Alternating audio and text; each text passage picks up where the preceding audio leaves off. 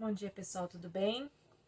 Bom, hoje, segunda-feira, dia 4 de maio, a gente vai continuar com a realização das APs, tá? Então, na semana passada a gente fez a AP de matemática e hoje a gente vai fazer a AP de português, certo? Então, vamos começar. Primeira coisa, vamos colocar a turma, quarto ano A, a data de hoje, dia 4/5, que é maio, mês de maio, de 2020, Escola Estadual Oswaldo Cruz e aluno, seu nome completo, ok?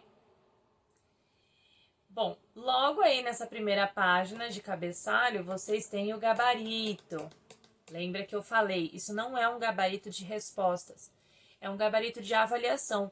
Então, não é para preencher. Não preencher o gabarito, ok? Não preencher. Quem vai preencher sou eu quando eu fizer a correção, tá certo? Então, não preenche o gabarito. Então, vamos lá. Então, eu vou fazer a leitura dos textos, mas eu peço que vocês acompanhem a leitura, certo? Outra coisa, tem muitos alunos que mandam dúvidas para mim e não viu o vídeo. Então, veja o vídeo, tá? Não saia fazendo as coisas só pelo roteiro que eu mandei da atividade. Assista o vídeo e, principalmente a AP, faça junto com o vídeo. Tem os momentos de pausa que eu tenho colocado, que é para você pausar o vídeo e fazer a questão, certo? Então, vamos lá. Leia o texto e responda as questões 1, 2 e 3. Hans Christian Andersen, poeta e escritor dinamarquês. Esse é o título, certo? Dia 2/4/1805, Odense, Dinamarca. Seria aí a data de nascimento dele e o local. 4 de agosto de 1875, Copenhague, na Dinamarca. Seria a data de morte, certo? E aí tem uma foto que seria uma escultura de Andersen, ok? Então vamos ler aí. Hans Christian Andersen era filho de um sapateiro e sua família morava num único quarto. Apesar das dificuldades, ele aprendeu a ler desde muito cedo e adorava ouvir histórias.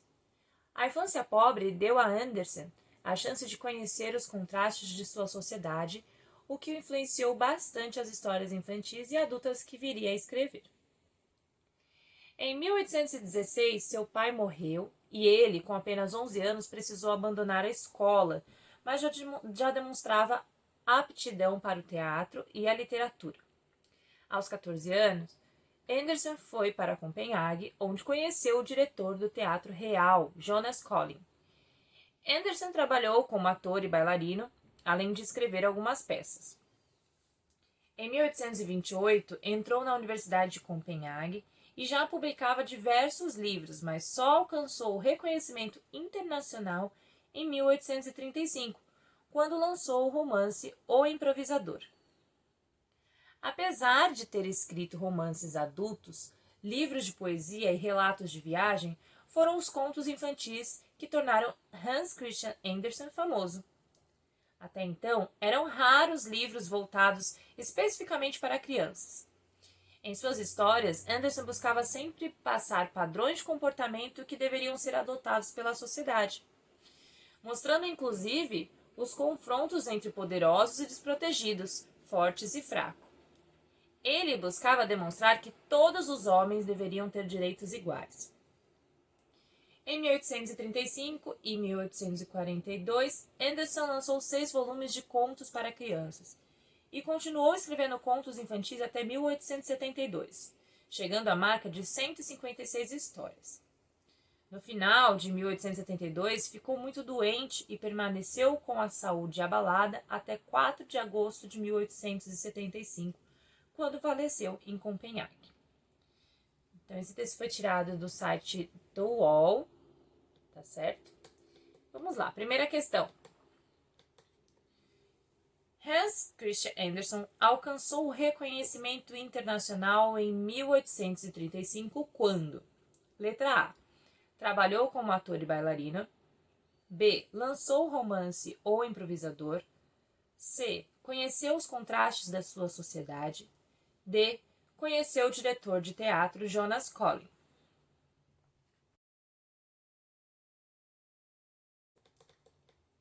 Questão 2. O texto lido trata da letra A. Obra de Hans Christian Andersen. B. Morte de Hans Christian Andersen. C. Infância de Hans Christian Andersen. Ou D. Biografia de Hans Christian Andersen. Então, deem uma olhada aí no texto, a gente está querendo saber, esse texto ele lida com o quê, né? Ele fala do quê? Qual é o assunto principal desse texto? Está falando só da obra, só das coisas que ele escreveu? Está falando só da morte dele? Ou só da infância? Ou da biografia? Tá? A biografia é uma história da vida, ok? Questão 3. A palavra ele, em destaque no texto, se refere ao letra A. Romance ou improvisador. B. Pais de Hans Christian Andersen. Letra C. Escritor Hans Christian Andersen. Ou D. Diretor do Teatro Real Jonas Collin.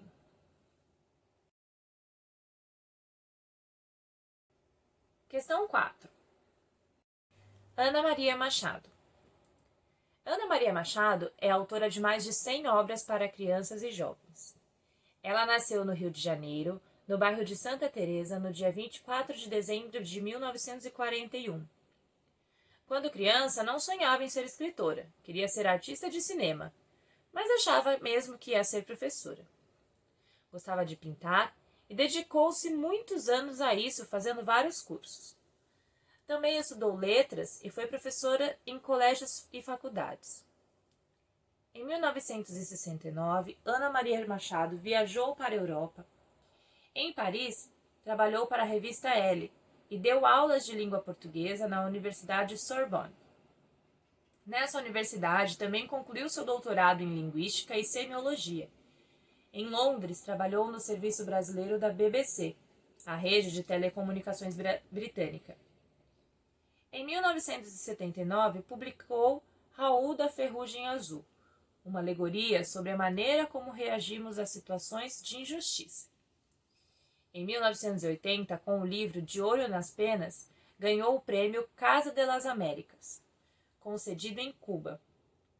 O livro conta a história de Miguel, um menino que, através de viagens reais e imaginárias, conhece diferentes povos e culturas. Nessa época, Ana Maria Machado deixou o jornalismo e passou a dedicar-se apenas a escrever histórias. Vieram, então, muitos livros mais. Foi tirado do site Escola Britânica. E aí veio a pergunta da questão 4. O objetivo do texto é: para que esse texto foi escrito? Objetivo. Letra A. Instruir sobre como escrever livros. Letra B. Divulgar os livros de uma escritora. Letra C. Informar sobre a vida de uma escritora. Ou letra D. Apresentar dados sobre a Universidade da Europa.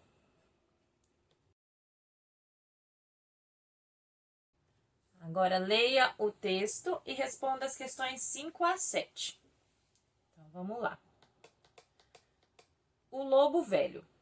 Então vocês têm uma imagem aí, né? De Monteiro Lobato. Adoecera o lobo e, como não pudesse caçar, curtia na cama de palha a maior fome de sua vida. Foi quando lhe apareceu a raposa. Bem-vinda seja, comadre. É o céu que a manda aqui. Estou morrendo de fome. Se alguém não me socorre, adeus, lobo. Pois espere aí que já arranjo uma rica petisqueira, respondeu a raposa com uma ideia na cabeça. Saiu e foi para a montanha onde costumavam pastar as ovelhas. Encontrou logo uma desgarrada.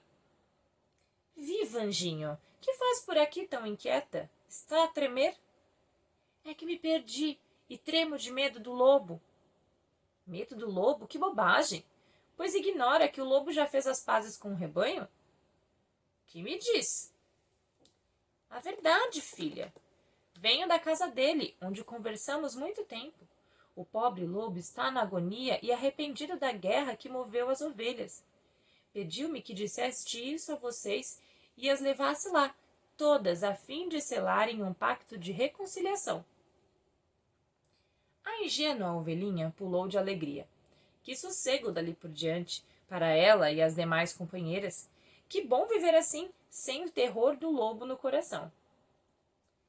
Enternecida, disse, pois vou eu mesma selar o acordo. Partiram. A raposa à frente conduziu-a à toca da fera. Entraram, ao dar com o lobo estirado no catre, a ovelhinha por um triz que não desmaiou de medo. Vamos, disse a raposa. Beije a pata do magnânimo senhor, abrace-o, menina. A inocente, vencendo o medo, dirigiu-se para o lobo e abraçou. E foi-se a ovelha. Foi tirado do livro Fábulas e é de Monteiro Lobato. Então vamos lá. Questão 5. As personagens do texto são: letra A, o lobo e a raposa. B, o lobo e a ovelhinha. C, a raposa e a ovelhinha. Ou letra D, o lobo, a raposa e a ovelhinha. Isso tá fácil, né? Questão 6. A palavra magnânimo pode ser substituída por letra A, triste. B, inocente.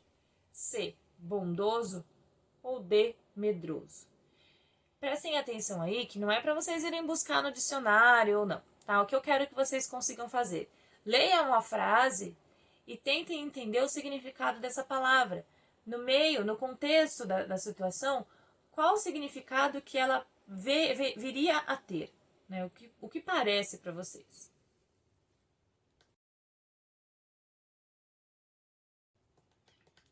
Questão 7. No texto, podemos identificar características do comportamento humano quando: letra A, a raposa teve uma ideia. B, o lobo adoeceu de fome. Letra C, a raposa foi para a montanha. Ou letra D, a ovelha tremeu de medo do lobo. Então, característica do comportamento humano seria uma coisa que só o ser humano tem e que nesse caso foi atribuído ao animal. Então, coisas que o animal não costuma fazer, certo? Só os seres humanos. Então, vamos lá. Próximo. Leia o texto abaixo e responda a questão. Meios de transporte. Os meios de transporte não ficaram parados. Conforme o tempo passou e as necessidades dos homens mudaram, a forma de se transportar também evoluiu. Hoje, pode-se dizer que a distância foi vencida. A velocidade permitiu ao homem chegar cada vez mais longe em menos tempo. Para chegar a esse estágio de tamanha eficiência, os transportes precisaram evoluir de acordo com os conhecimentos que a humanidade ia adquirindo.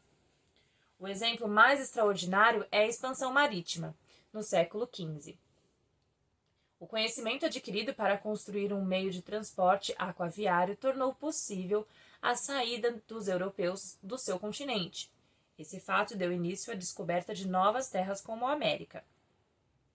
No século XIX, o trem se tornou popular e, após inúmeras tentativas de seu desenvolvimento, o inglês George Stephenson foi o responsável pela criação da locomotiva a vapor.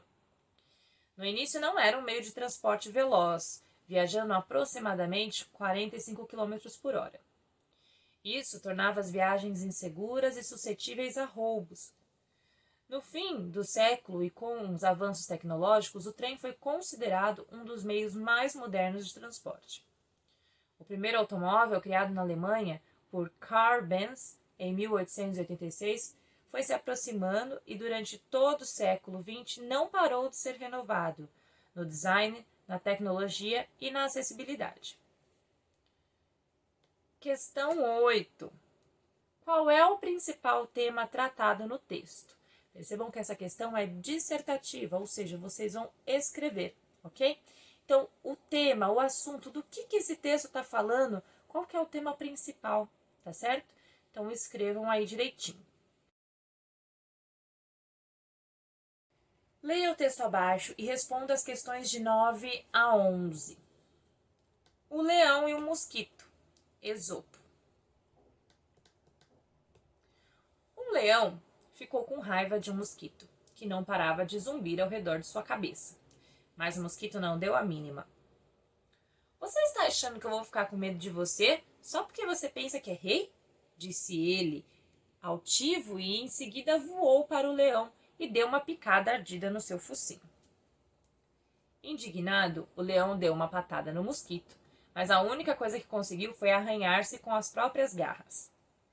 O mosquito continuou picando o leão, que começou a urrar como um louco. No fim, exausto, enfurecido e coberto de feridas provocadas por seus próprios dentes e garras, o leão se rendeu. O mosquito foi embora zumbindo para contar a todo mundo que tinha vencido o leão, mas entrou direto numa teia de aranha. Ali, o vencedor do rei dos animais encontrou seu triste fim, comido por uma aranha minúscula. Então vamos lá. Questão 9. Encontre no texto um trecho que representa características do comportamento humano do mosquito e copie nas linhas a seguir. Então, o que vocês vão fazer? Vocês vão encontrar no texto uma parte do texto em que mostra coisas que o mosquito está fazendo que somente seres humanos fariam, entendeu? Então, só está acontecendo isso porque a gente está numa história e aí atribuiu características do comportamento humano para esses animais. Então, encontre no texto um trecho e escreve ali nas linhas de baixo, ok? Questão 10. A moral que podemos atribuir à fábula O Leão e o Mosquito pode ser. Então, lembre-se que toda fábula ela tem uma moral. O que é essa moral? É uma lição a ser tirada dessa história, ok? Letra A. Quem quer enganar, muitas vezes acaba sendo enganado. Letra B. Muitas vezes, o menor de nossos inimigos é o mais terrível. Letra C. Não espere gratidão ao mostrar caridade para um inimigo. Letra D. Não se distraia antes de acabar o que estiver fazendo.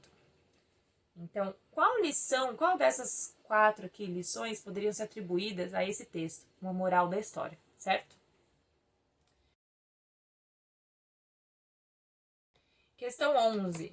Quais são as principais personagens dessa história? Também é bem simples, esse vocês também têm que escrever, ok?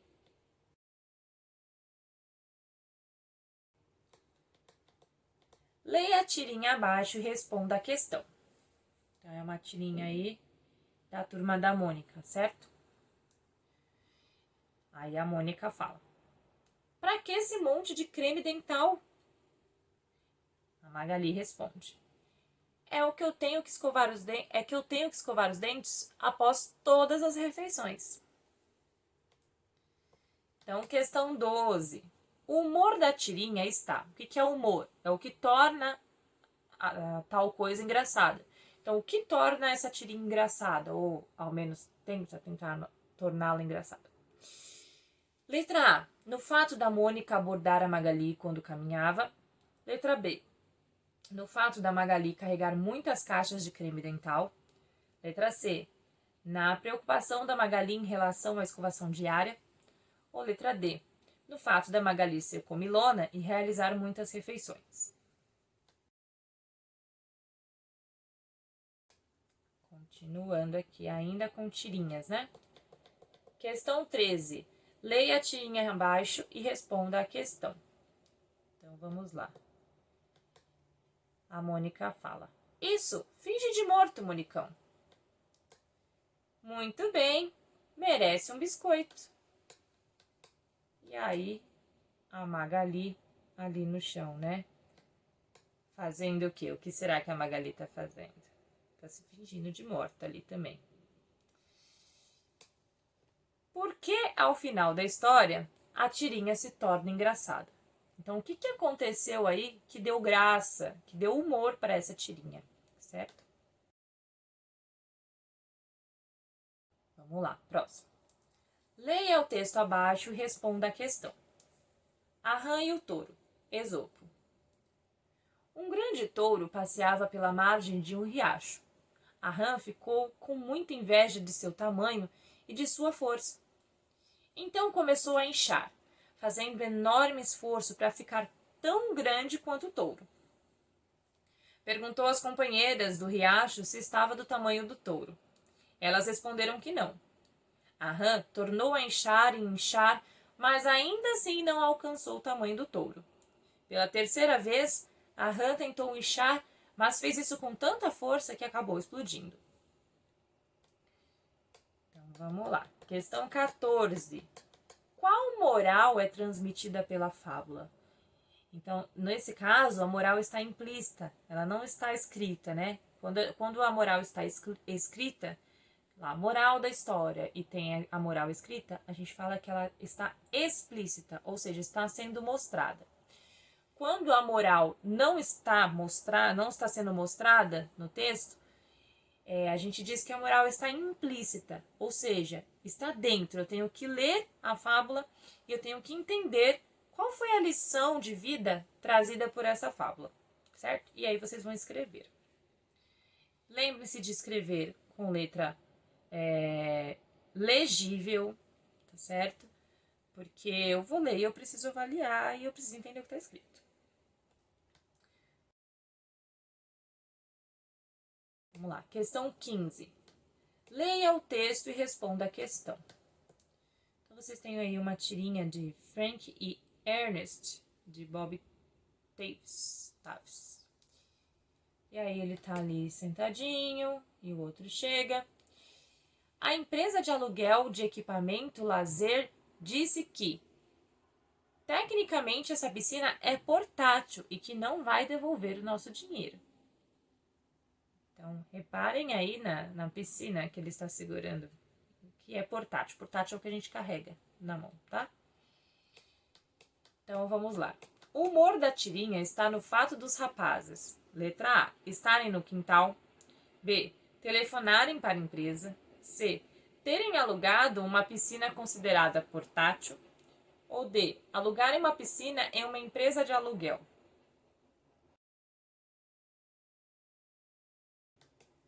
Questão 16. Leia o texto e responda as questões. As influências japonesas na cultura do Brasil. Então, vamos ver se tem uma imagem aí, né? De sushi, sashimi, comida japonesa. Vamos ler. Em 18 de junho de 2018, foi celebrado o Dia da Imigração Japonesa no Brasil. Neste dia também foi comemorado 110 anos da relação nipo-brasileira. O Brasil abriga cerca de 1,6 milhão de Nikkeis, descendentes de japonês não nascido no Japão. É a maior população de origem japonesa fora do país asiático.